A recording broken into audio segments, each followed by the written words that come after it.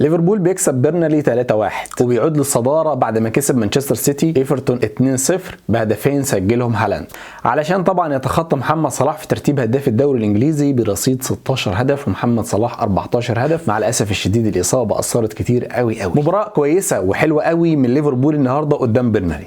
بصراحة كان مستحوذ، كان خطير، كان في رغبة، كان في حماس، كان في كل حاجة تتطلب ان احنا نكسب، وبالفعل كسبنا 3-1. مكسبنا النهارده مش بس الثلاث نقاط اللي رجعت ليفربول الى الصدارة، مكسبنا النهارده في حاجات كتيرة قوي. مكسبنا النهارده في اننا بقينا بسم الله ما شاء الله هجومنا الثلاثي بيسجل، يعني نونيز الحمد لله رب العالمين ربنا فك عقدته وبطل يحطها في العارضة وحطها في الشبكة النهارده، وبهدف بصراحة جميل جدا، رأسية بكنترول رهيب، بيتحكم في الكرة بطريقة حلوة قوي بالرأسية بتاعته. ايوه بقى يا نونس، ان شاء الله تكون النهارده انطلاقتك، تكون البدايه بتاعتك النهارده. ننسى بقى حوار الكور في العارضه، اي نعم ضيع زي اي حد ما بيضيع، بس سيبك من العارضه، سيبك من القائم، حطها بقى في حته ثانيه، فيد الحارس تكون احسن، تكون الطف. النهارده دياز بيسجل هدف برضه رهيب بسم الله ما شاء الله، من قتاليه وحماس ورجوله وكل ما عايز تقول قول النهارده بصراحه، من عرضيه اليوت اللي هتكلم عليه بعدين. جوتا النهارده برضه بيسجل من عرضيه ارنولد، راسيه الثانيه برضه حلوه قوي قوي قوي.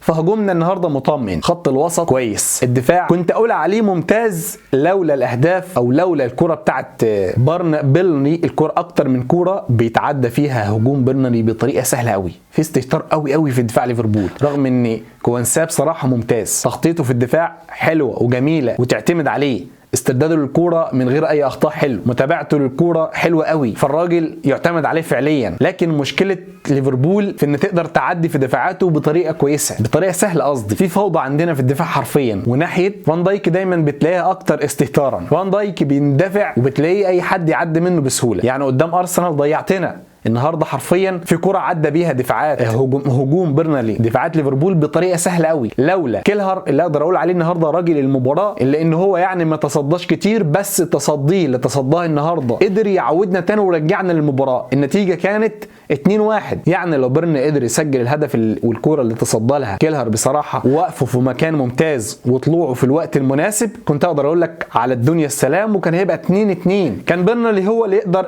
هتلاقيه هو اللي بيهجم اكتر، لكن عودنا رجعنا تاني للمباراه كيلهر بصراحه. فممتاز النهارده، اقدر اقول لك ان انت عملت حاجه كويسه. اليوت حلو قوي النهارده، اليوت ممتاز ممتاز ممتاز، عمل عرضيتين ممتازين قوي، واحده لدياز وواحده لنونيز. الولد ده حرفيا بتلاقيه في اي حته في الملعب، بتلاقيه تحركه بص مش بيهدى، عنده روح وشغف عالي قوي. هو بيقول لك ان انا مكتسب الحاجات دي ومتعلمها من صلاح، ان الراجل فعليا في كل مكان بتلاقيه، في اي كره بتلاقيه بيندفع، بتلاقي الكره حتى لو هو رايح يسددها وهتاثر عليه وممكن تعمل له اصابه بيشوط وما بيخافش. فاحسن حاجه عجباني في اليوت ان هو بيلعب بروح، شغفه ما شاء الله عليه من الاخر. فلو هدي احسن تاني لاعب النهارده بصراحه يعني في المباراه فهو اليوت. جوتا ممتاز قوي النهارده، تحركه في كل الاماكن حلو قوي، بس عنده كام ميس باس مع الاسف الشديد هم اللي مبوظين الدنيا. دياز حلو وزي الفل وما بيهداش في الملعب، وهو ثالث احسن لاعب، يليه على طول او رابع احسن لاعب جوتا. فمباراتنا النهارده ممتازه من الاخر، يعني حلوه ومميزه وفيها كل حاجه جميله في الشوط الثاني. يعني كنا مستحوذين، مسيطرين على المباراه بالطول والعرض، كنا اخطر، كان عندنا الحماس الشديد ان احنا نسجل،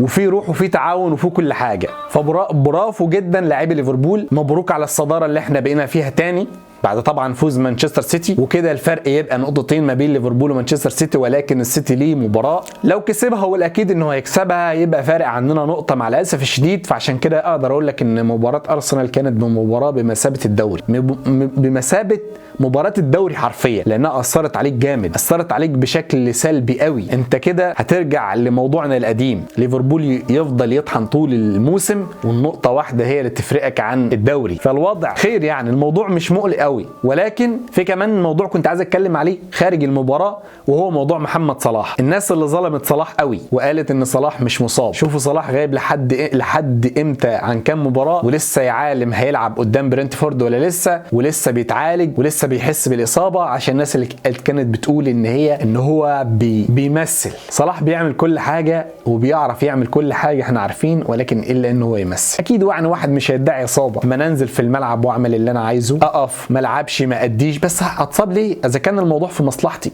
فاتمنى من الناس ما تبقاش تحكم على اي حد وخلاص، تبين الاول، لان لما بتتبين الموضوع بيبقى كويس. بصراحه كنت بعتب على يورجن النهارده ان هو طلع ارنولد بدري ونزل اليوت، لكن لما نزل اليوت وعمل اسيستين كويسين قلت هي وجهه نظر، وهو نصيب في الاول وفي الاخر. فمبروك لعشاق الريدز على الثلاث نقاط المهمين قوي قوي. اشوفكم في حلقه جديده ان شاء الله. السلام عليكم.